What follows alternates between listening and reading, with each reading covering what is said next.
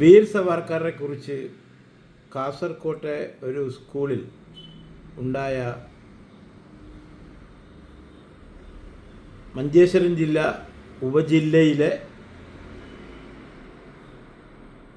സ്കൂളുകൾക്കായി social science club freedom quiz 2026 മത്സരം നടത്തിയിരുന്നു.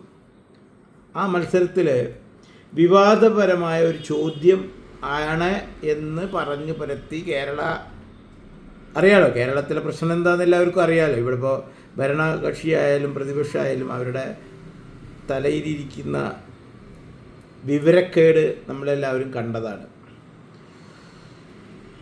ഈ വിവരക്കേട് കൊണ്ട് നഷ്ടപ്പെടുന്നത് കേരളത്തിലെ ജനതയ്ക്കാണ് എന്ന് ഞാൻ ആദ്യം തന്നെ പറയുന്നു. ഇപ്പോൾ PM ശ്രീ ഇന്ത്യയിലെ എല്ലാ സംസ്ഥാനങ്ങളും നടപ്പാക്കി. ഇപ്പോൾ കോൺഗ്രസ് ആണല്ലോ കേരളം ഭരിക്കുന്നത്. ആ കോൺഗ്രസ് ഭരിക്കുന്ന കർണാടക, തെലുങ്കാന, ഹിമാചൽ പ്രദേശ്, അവരുടെ കൂട്ടുകക്ഷികൾ ഭരിക്കുന്ന എല്ലാ സംസ്ഥാനവും അത് നടത്തിയ നാട്ടിലെ ജനങ്ങൾക്കത് കിട്ടി. കേരളത്തിൽ വരുമ്പോൾ ഇത് വലിയൊരു പ്രശ്നമായിട്ട് മാറുകയാണ്. അത് രണ്ട് കക്ഷി, ഭരണകക്ഷിയായാലും പ്രതിപക്ഷ കക്ഷിയായാലും. അപ്പോൾ ഈ ഒരു അവസ്ഥയിൽ കേരളത്തിലെ ജനത്തിന് നഷ്ടപ്പെടുന്ന ഇത്തരത്തിലുള്ള ആ റൈറ്റ് ഈ രാഷ്ട്രീയ പകപോക്കൽ കാരണം നശിച്ചു പോകുന്നു. അതുതന്നെയാണ് ഇപ്പോൾ ഈ കിസ് മത്സരത്തിലും കണ്ടത്. സത്യത്തിൽ ഈ കാസർഗോഡ് മഞ്ചേശ്വരം ഉപജില്ലയിലുണ്ടായ ഈ കിസ് മത്സരത്തിൽ അവിടെ ആ ചോദ്യം എന്തായിരുന്നു?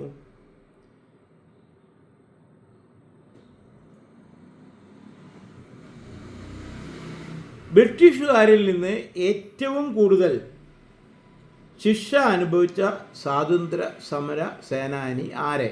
ഇതാണ് ചോദ്യം. ഈ ചോദ്യത്തിനുള്ള ഉത്തരം പറയുകയും ഫസ്റ്റ് കിട്ടുകയൊക്കെ ചെയ്തു. പിന്നെ അത് പ്രശ്നമാക്കി. അവിടെ ശരിയായ ഉത്തരം വീർ സവർക്കർ തന്നെയാണ്. ഇന്ത്യയിലെ ഒരു സ്വാതന്ത്ര്യ സമര സേനാനിയും, ഗാന്ധി ആയാലും വേണ്ടില്ല, നെഹ്റു ആയാലും വേണ്ടില്ല, ആരായാലും വേണ്ടില്ല, വീർ സവർക്കർ ബ്രിട്ടനിൽ പോയി ബ്രിട്ടീഷുകാർക്കെതിരെ പൊരുതി. അതാണ് അദ്ദേഹത്തിൻ്റെ പ്രത്യേകത. അവിടെ ആ പ്രതിഷേധവും ആ പൊരുതലിൻ്റെയും ഭാഗമായി ബ്രിട്ടനിൽ ഒരു ബ്രിട്ടീഷ് പോലീസ് ഓഫീസർ കൊല്ലപ്പെടുകയുണ്ടായി. അതുമായി ബന്ധപ്പെട്ടിട്ടാണ് വീർ സവർക്കറെ അവിടെ നിന്നും അറസ്റ്റ് ചെയ്തത്. തുടർന്ന് അന്നത്തെ പായക്കപ്പലിൽ കയറ്റി ഇന്ത്യയിലേക്ക് കൊണ്ടുവരുന്നു. വരുന്ന വഴിക്ക് ഫ്രാൻസിൻ്റെ ഒരു അധീനതയിലുള്ള ഒരു ദ്വീപിൻ്റെ രാത്രി സമയത്ത് ഈ പായക്കപ്പൽ പാർക്ക് ചെയ്തു. അവിടെ നിന്നും സവർക്കർ ചാടിപ്പോയി. ചാടി ആ ദ്വീപിൽ ഓടി നടക്കുമ്പോൾ ഫ്രാൻസ് പോലീസ് അദ്ദേഹത്തെ അറസ്റ്റ് ചെയ്തു. വീണ്ടും ബ്രിട്ടീഷ് പോലീസിനെ ഏൽപ്പിച്ചു. അപ്പോഴും കിട്ടി, നല്ല വിട കിട്ടൂലോ, അറിയാലോ. വീണ്ടും ആ കപ്പലിൽ കയറ്റി ഇന്ത്യയിൽ കൊണ്ടുവന്ന് ബ്രിട്ടീഷ് ഭരണകൂടം വിസ്തരിച്ച് ശിക്ഷ കൊടുത്തു. ഇത്തരത്തിലുള്ള ഒരു സ്വാതന്ത്ര്യ സമര സേനാനി ഇന്ത്യയിലില്ല. അത് ഉറപ്പ് തന്നെയാണ്. അത് വീർ സവർക്കർ തന്നെയേ ഉള്ളൂ. ഉത്തരം ശരിയാണ്. പക്ഷേ ഇവിടെ പച്ച നുണ പറയുന്ന, അതായത് എന്താ ഒരു പേര് തന്നെയുണ്ട്, ഞാനത് പലപ്പോഴും എനിക്ക് മനസ്സിൽ ചെറി വരും. എന്താണ് ഗ്രാൻഡ് മാസ്റ്റർ എന്നൊക്കെ പേരിട്ടിട്ടാണ് GS പ്രദീപ്. എനിക്കറിയില്ല എന്താ ഒരു ചപ്പടാച്ചി, അതായത് എന്താണ് രാജ്യം ഇന്നലെ എന്താ, അങ്ങനെ കുറേ കാര്യങ്ങൾ പറഞ്ഞാൽ ഉത്തരത്തിലേക്ക് എത്തുന്ന ഒരു ടെക്നിക്ക് ഉണ്ടല്ലോ. എന്നിട്ട് ഇതുമായിട്ട് പറയും. ഇദ്ദേഹം തന്നെ നരേന്ദ്രമോദിയെ വളരെ മോശമായിട്ട് ചിത്രീകരിച്ചുകൊണ്ട്, അതായത് നരേന്ദ്രമോദി ഒരു ചായക്കട ഗുജറാത്തിലെ ബഡ്നഗർ റെയിൽവേ സ്റ്റേഷൻ്റെ സൈഡിൽ നടത്തിയിരുന്നു. ഇന്നും ആ ചായക്കട ഇവിടുത്തെ ടൂറിസം വകുപ്പ് അത് സംരക്ഷിച്ച് അവിടെ വെച്ചിട്ടുണ്ട്. ബഡ്നഗർ റെയിൽവേ സ്റ്റേഷനിൽ പോകുമ്പോൾ ആർക്കും അത് കാണാൻ സാധിക്കും. പ്രധാനമന്ത്രി നരേന്ദ്രമോദി നടത്തിയ ചായക്കട എന്ന് പറഞ്ഞത് ഒരു ടൂറിസ്റ്റ് കാഴ്ച സ്ഥലമാക്കി അവിടെ വെച്ചിട്ടുണ്ട്, സംരക്ഷിച്ച് വെച്ചിട്ടുണ്ട്. പ്രദീപ് പറയാണ് അവിടെ റെയിൽവേ സ്റ്റേഷൻ ഇല്ല, അവിടെ അന്ന് റെയിൽവേ ഇല്ല, ഇന്ത്യൻ റെയിൽവേ ഇല്ല, എന്തൊക്കെ ഇപ്പോഴും യൂട്യൂബിൽ അത് കിട്ടും. ഇങ്ങനെ പാർട്ടിക്ക് വേണ്ടി പച്ച നുണ, ഞാനൊരു വാക്ക് പറയുന്നില്ല, ഒരു സാധനം കഴിച്ചിട്ടത് പറയണത്, പച്ച നുണ മാത്രം വിളിച്ചു പറയുന്ന അടിമകളായിട്ടുള്ള കുറേ ആൾക്കാർ ആ പാർട്ടിയിലും മറ്റേ പാർട്ടിയിലും ഉണ്ട്. സത്യം അംഗീകരിക്കാൻ തയ്യാറല്ല, സത്യചരിത്രം പറയാൻ തയ്യാറല്ല.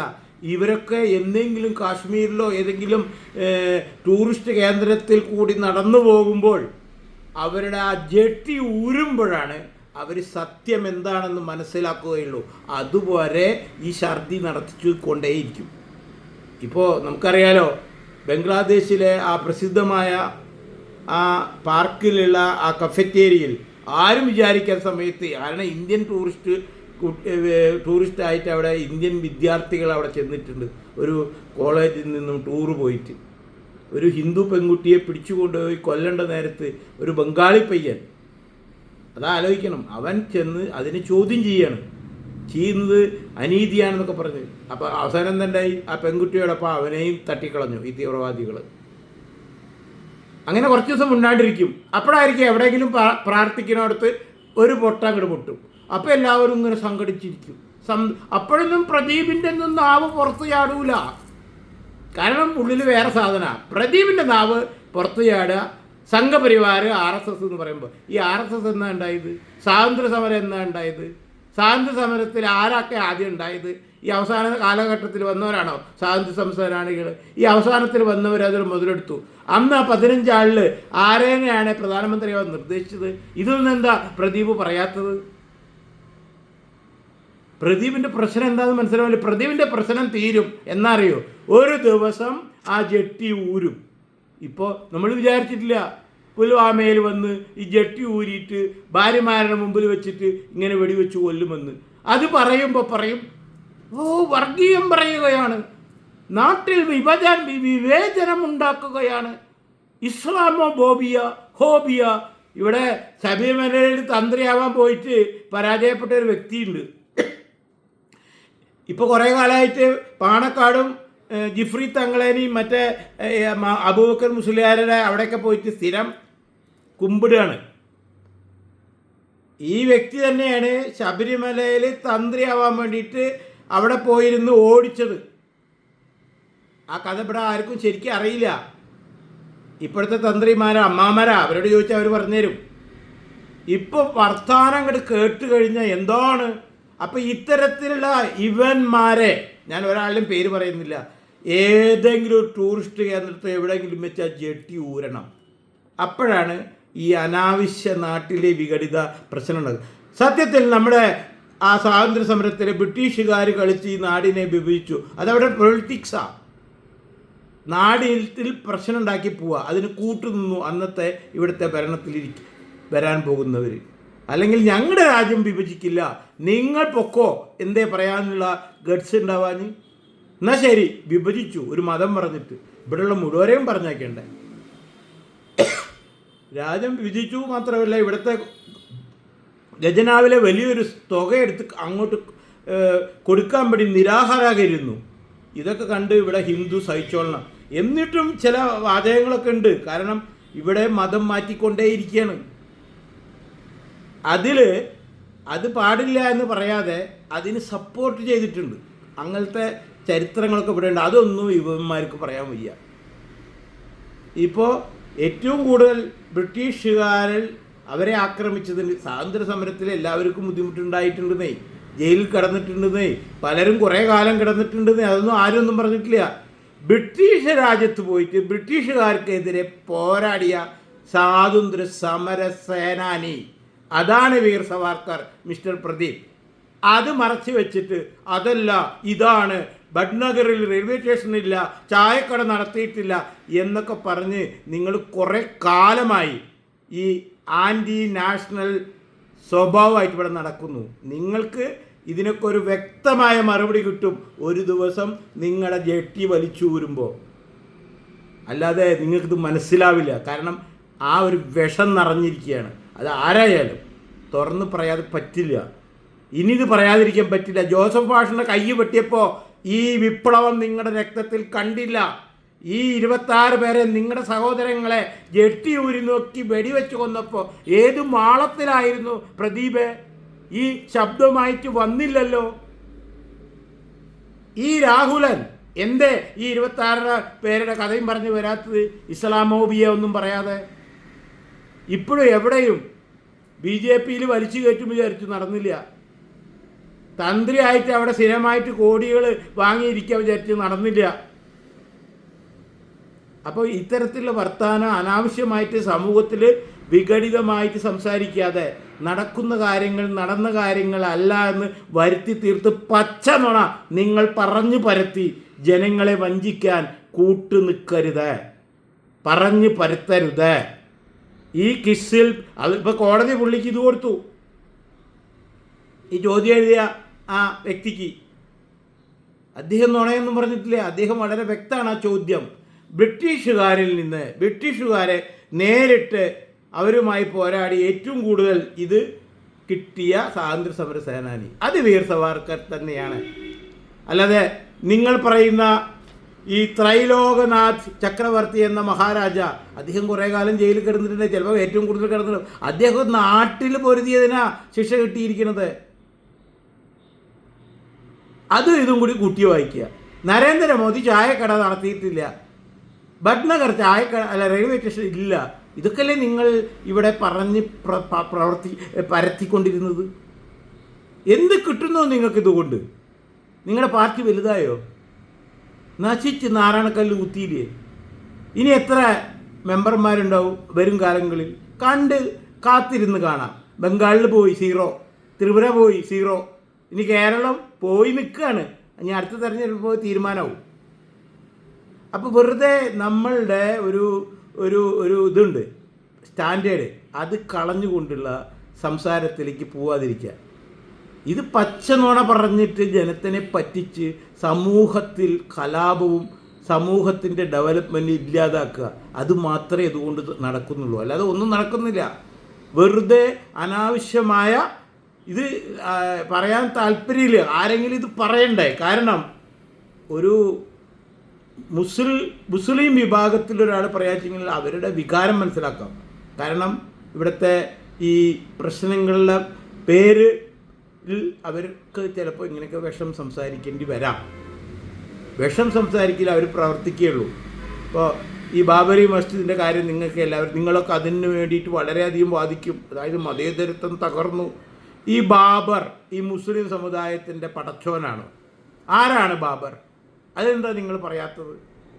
അവരുടെ തന്നെ ആ മഹല്ല് കമ്മിറ്റിക്ക് തന്നെ നന്നായിട്ട് അറിയാം. ബാബർ ആരാ? ഇന്ത്യയിലേക്ക് കച്ചവടം ചെയ്യാൻ വന്ന ഒരു കൊള്ളക്കാരൻ. അന്ന് ഇവിടുത്തെ രാജാക്കന്മാരുടെ കസേരയിൽ ചവിട്ടി ഓടിച്ച് അവിടെ കയറിയിരുന്നു. ക്ഷേത്രങ്ങളൊക്കെ ഇടിച്ചു പൊളിച്ച് പള്ളി പണിതു. അതിൽ അയോധ്യയിലെ ക്ഷേത്രം പൊളിച്ച് അതിന് അതിൻ്റെ മുകളിൽ തന്നെയാണ് പണിതു പള്ളി. എന്നിട്ട് ആ പള്ളിക്ക് ബാബർ മസ്ജിദ് പേരിട്ടു. ബാബർ എന്താ ഇവിടുത്തെ മുസ്ലിമിൻ്റെ പടച്ചോനാണോ? എന്തൊക്കെ വെട്ടിത്തരാ അതിൻ്റെ പിന്നാലെ എന്താ നിങ്ങൾ കൂടുന്നത്? ഞാനൊരു കാര്യം ചോദിക്കട്ടെ. ഇവിടെ ഒരു പുരാതന പള്ളി ഉണ്ടായിരുന്നു കേരളത്തിൽ, തിരൂരങ്ങാടി പള്ളി. തേഞ്ഞിപ്പല യൂണിവേഴ്സിറ്റിയുടെ റൈറ്റ്, ഇവിടുന്ന് കോഴിക്കോട് പോവുകയാണെങ്കിൽ ഹൈവേയുടെ റൈറ്റ് സൈഡിലുണ്ടായിരുന്നു. വളരെ വലിയ പള്ളി. എത്ര ഏക്കർ സ്ഥലത്തായിരുന്നു ആ പള്ളി? അത്രയും വലിയ പള്ളി, അതിപുരാതന പള്ളി. വേണമെങ്കിൽ ഈ ബാബറി മസ്ജിദിനെക്കാട്ടിയും പഴയതായിരിക്കാം. ആ പള്ളി ഇപ്പോൾ എവിടെ? ഹൈവേ വന്നു, തീരദേശ ഹൈവേ വന്നു. പണി ഇപ്പോഴും മുഴുവനാക്കിയിട്ടില്ല. അരൂരിലൊക്കെ ആകാശപാത പണിതുകൊണ്ടിരിക്കുന്നേ ഉള്ളൂ. പക്ഷേ തേഞ്ഞിപ്പലം ഭാഗമൊക്കെ പണി കഴിഞ്ഞു. ആ ഹൈവേ വരുമ്പോൾ ഈ പള്ളി പൊളിച്ച് മാറ്റി. അറിയോ പ്രദീപ, രാഹുല, ഇവിടുത്തെ മുസ്ലിം സമുദായം ഉണ്ടെന്നില്ല. നിങ്ങളുടെ അറിവിലേക്ക് പറയാം, ഇത്രയും അതിപുരാതനമായ പള്ളി പൊളിച്ചു കളഞ്ഞു. ഒരു മുസ്ലിമും മുണ്ടിയില്ല, ഒരു തങ്ങളും മുണ്ടിയില്ല, ഒരു മുല്ലാക്കയും മുണ്ടിയില്ല, ഒരു മുസ്ലിയാരും മുണ്ടിയില്ല, ഒരു മുസ്ലിം ലീഗും മുണ്ടിയില്ല, ഒരു നാഷണൽ ലീഗും മുണ്ടിയില്ല, ഒരു മുജാഹിദുകളും മുണ്ടിയില്ല, ഒരു തഗ്ലീബേരും മുണ്ടിയില്ല, ഒരു പോപ്പുലർ ഫ്രണ്ടേരും മുണ്ടിയില്ല, ഒരു SDP മുണ്ടിയില്ല. തിരൂര അങ്ങാടി പള്ളി പോയി അവിടുന്ന്. ആർക്കും പ്രശ്നമില്ല. എൻ്റെ കാര്യം കോടികളോട് കൊടുത്തു കേന്ദ്ര ഗവൺമെൻറ്. വേറെ എവിടെ വെച്ചാൽ പള്ളി പോയി വെച്ചോ പറഞ്ഞു. ശരി, ആരോടും പറയണ്ട. പണി കഴിഞ്ഞു. ഇത് തന്നെ ബാബറി മസ്ജിദ് എന്ന സംഭവം ഒരു വിഷയമാക്കാതെ, അന്ന് അതിൽ ഏറ്റവും പ്രശ്നം ഉണ്ടാക്കിയത് ആ മുഖർജി CPM-കാരാ. ഒത്തുതീരരുത്. കോൺഗ്രസ്സുകാർക്കും ചെറുതായിട്ടുണ്ടായിരുന്നു. കാരണം ഇത് എന്നും ഇങ്ങനെ ഒരു വിഷയമാക്കി നിർത്തിയാലേ വോട്ട് പിടിക്കാൻ പറ്റുള്ളൂ. അല്ലെങ്കിൽ ബാബറിൻ്റെ പള്ളി ഇതേമാതിരി മാറ്റിയെടുക്കുമ്പോൾ അതിനൊരു വില തീരുമാനിച്ച് അങ്ങോട്ട് കൊടുത്താൽ എന്നാൽ പ്രശ്നം അപ്പം തന്നെ തീരാവുന്ന കാര്യമേ ഉള്ളൂ. കാരണം ബാബർ പടച്ചോനൊന്നുമല്ല. അപ്പോൾ ഇവിടെ രാഷ്ട്രീയം കളിച്ചിട്ട് സമൂഹത്തിൽ ഇതുമാതിരിയുള്ള വിഘടനങ്ങൾ ഉണ്ടാക്കിയിട്ട് പരസ്പരം അടുപ്പിച്ച് മുതലെടുത്തുകൊണ്ട് വോട്ട് പിടിച്ച് കസാര പിടിക്കുന്നു. ഓക്കെ, അതൊക്കെ ചെയ്തോ, അതിനും നല്ല കാര്യം തന്നെയാണ്. പക്ഷേ എന്താ നിങ്ങൾ ഭരിച്ചിട്ടുണ്ടായത്? 70 കൊല്ലം കേന്ദ്രം ഭരിച്ചു. എന്താ ഉണ്ടായത്? ഈ 10-12 കൊല്ലം കൊണ്ടാണ് ഇപ്പോൾ GDP-യിൽ ലോക രാജ്യങ്ങളുടെ മുന്നിൽ 4-ാമതും 5-ാമതൊക്കെ ആയിട്ട് ഇന്ത്യ എത്തിയത് ഇപ്പോഴാണ്. മനസ്സിലാക്കണം. കുറേ പറയാനുണ്ട് ആ ഭരണകാര്യങ്ങൾ പറയുകയാണെങ്കിൽ. ഇന്ത്യയിൽ നടപ്പാക്കിയ പല കാര്യങ്ങളും പറയാനുണ്ട്. കേരളത്തിൽ എന്താ ഉണ്ടായത്? ന്യൂ ജനറേഷൻ ഇവിടുന്ന് പോയി. ഇവിടുത്തെ കോളേജുകളിൽ ചേരാൻ വിദ്യാർത്ഥികളെ കിട്ടാനില്ല. പ്രൊഫഷണൽ കോളേജ് ആൾമോസ്റ്റ് അവിടേക്കാണ് പോണത്. എഞ്ചിനീയറിംഗ് കോളേജിൽ ആൾറെഡി ചേരാൻ ആളെ കിട്ടുന്നില്ല. മെഡിക്കൽ കോളേജിലും തിക്കും തിരക്കൊക്കെ കുറഞ്ഞു തുടങ്ങി. കാരണം ഇവിടെ ഒരു മെഡിക്കൽ വിദ്യാഭ്യാസം 7 കൊല്ലം കഴിഞ്ഞ് പുറത്തിറങ്ങിയിട്ട് അപ്പോൾ MBBS കിട്ടുള്ളൂ. MDയും ഒരു സ്പെഷ്യലൈസേഷനൊക്കെ കഴിഞ്ഞ് വരുമ്പോഴേക്കും ഈ വിദ്യാർത്ഥിയുടെ വയസ്സ് 30-32 ആവും. അവൻ്റെ ലൈഫ് കഴിഞ്ഞു. ഇനി MBBS കഴിഞ്ഞ് കുട്ടിക്ക് കിട്ടാൻ ഒരു ജോലിയില്ല. അവിടെ കിട്ടുന്ന ജോലിക്ക് 40,000-50,000 സാലറി കിട്ടുക. ഇവിടുത്തെ കൂലിപ്പണിക്കാരന് അതിലും കൂടുതൽ കിട്ടും. ഇതൊന്നും ചിന്തിക്കാനോ സംസാരിക്കാനോ അതിനുള്ള എന്തെങ്കിലും സൊല്യൂഷൻ ഉണ്ടാക്കാനോ ഒന്നിനും തയ്യാറല്ല. KSRTC, ബീവറേജ്, ഇലക്ട്രിസിറ്റി ബോർഡ് ഇതിലൊക്കെ പിൻവാതിൽ തിരികെ കയറ്റൽ മുറ പോലെ നടക്കും. ആരോഗ്യ മേഖലയിൽ ആളെ ജോലിക്ക് തന്നെ എടുക്കില്ല. ഇതാണ് കേരളത്തിലെ ഇന്നത്തെ അവസ്ഥ. അപ്പോൾ ഈ അനാവശ്യമായ കിസ്സും ബഡ്നഗറിലെ റെയിൽവേ സ്റ്റേഷനും ചായക്കടയും മാറ്റിവെച്ചിട്ട് പ്രദീപ് സാറേ, നിങ്ങൾ ഇത്തരത്തിലുള്ള കോമൺ വിഷയങ്ങൾ എടുത്തിട്ട് ജനങ്ങളുടെ മുന്നിൽ അവതരിപ്പിക്കൂ. എന്തെങ്കിലും മാറ്റങ്ങൾ ഉണ്ടാകട്ടെ. രാഹുൽ ഈശ്വരനും ആ വഴിക്ക് പോകുക. ഏതായാലും തന്ത്രിപ്പണി കിട്ടിയില്ല. അത് കഴിഞ്ഞ് BJP കയറാൻ നോക്കി, അതും പറ്റിയില്ല. പിന്നെ CPM-ലേക്ക് ഒരു വഴി നോക്കി തോന്നുന്നു. പക്ഷെ അത് നടന്നില്ല. നേരെ UDF-ൻ്റെ വാതിലുകൾ കൂടെ നടത്താം. ഇതുകൊണ്ടൊന്നും ഒരു കാര്യമില്ല. സമൂഹത്തിന് പറ്റിയത് എന്തെങ്കിലും ചെയ്യാൻ നോക്ക്. അതായിരിക്കും ബെറ്റർ.